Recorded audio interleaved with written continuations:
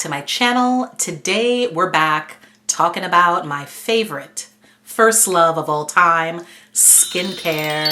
Yes, we're back with another skincare video, and today we're going to talk about the love-hate relationship that many of us have with the wonderful world of skincare. I know a lot of you guys out there, you love skincare, but you hate how confusing it all is. Check the description box below. I'll list all of my recommended products that I've tried and tested and loved throughout the years. And hopefully this video will make things a little bit less confusing. First things first, you need two routines, an AM routine and a PM routine. You should be doing a full skincare routine twice a day. Now for the AM time, you only need a few steps because of course people are busy and I don't believe in packing in a whole lot of products into a daytime routine. You need 5 products in your AM routine: cleanser, toner, serum, moisturizer, and a good SPF. If you want to even pare it down to the real bare bones of it all, you can actually eliminate the serum step and just keep it at the 4 of cleanser, toner, moisturizer, SPF. As far as PM goes, you're pretty much doing all those same steps, except of course taking out the SPF. So let's run down the 5 most important skincare routine categories. First, cleansing. Cleansing is your #1 step. It's the most essential step. You must cleanse your skin morning and night. I know there are people out there who have had great results skipping cleansing in the morning. Some people feel that they don't need to because they've only been sleeping. They haven't been out in the elements. Their skin isn't dirty. They've taken everything off the night before, so they don't feel that they need to do a good wash in the morning. I 100% disagree with that. Cleansing is so important because it's a removal step. It removes things that need to be removed from your skin. In the morning, I personally believe you should remove all your nighttime skincare and get your skin prepped and ready for the day ahead. And then at night, cleansing is also extremely important because you want to get all the gunk out of your pores, get all the dirt, pollution, excess sebum that built up on your skin throughout the day off. The #1 best cleanser that you can use, no matter what your skin type, is going to be one that is extremely gentle and non-irritating or stripping. That is the worst thing that you can do, that you can allow a cleanser to do to your skin, is completely strip it down. And you have healthy oils in your skin that you shouldn't be washing away, you shouldn't be getting rid of, you shouldn't be stripping completely out of your skin. So as long as your cleanser is gentle, non-irritating, non-stripping, you're good to go.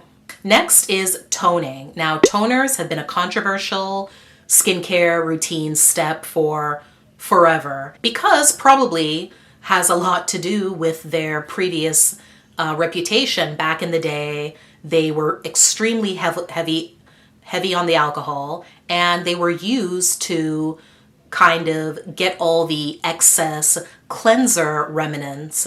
Because remember, back in the day, everybody used those harsh bars of soap to cleanse their skin, which very oftentimes left a film, left that gunky feeling on your skin, and toners were used to kind of strip that off. But now toners definitely do so many wonderful things. You've got your hydrating toners that feed your skin with a lot of great nutrients and allow you to give your skin another extra layer of moisture in addition to your actual moisturizer. Then you've got your acid toners, another big love of mine, that help to degunk, declog your pores, help with fine lines and wrinkles, help with texture issues, even out tone. Toners to me are an essential step that I use every single day.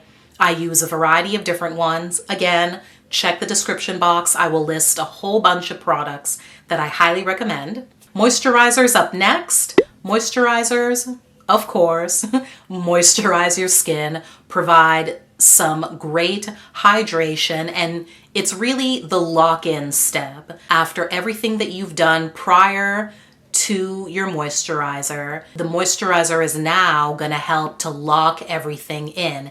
It's a protective barrier. That's really what its number one function is, to leave kind of a protective shield on your face to keep all of those other great nutrients of the other products that you use before it. It hydrates, it softens, and it prevents water loss, which is very key. The skin needs water. The skin needs hydration. I always like to use the analogy of a grape and a raisin. Which would you prefer your skin to look like, a grape or a raisin? Grapes look the way they do, plump and juicy, because of the water content. Raisins are all wrinkled and shriveled up because that's all been sucked out of it. So definitely, no matter your skin type, and I know there are people out there, I'm talking to you, oily people who think I'm so oily, it's crazy, I don't need a moisturizer, I always skip it because my skin produces enough oil. You're wrong, you still need one, you just need the right one. Serums. Now, this category I feel has totally blown up over the years. I remember when I was in high school, I don't think I even knew what a serum was.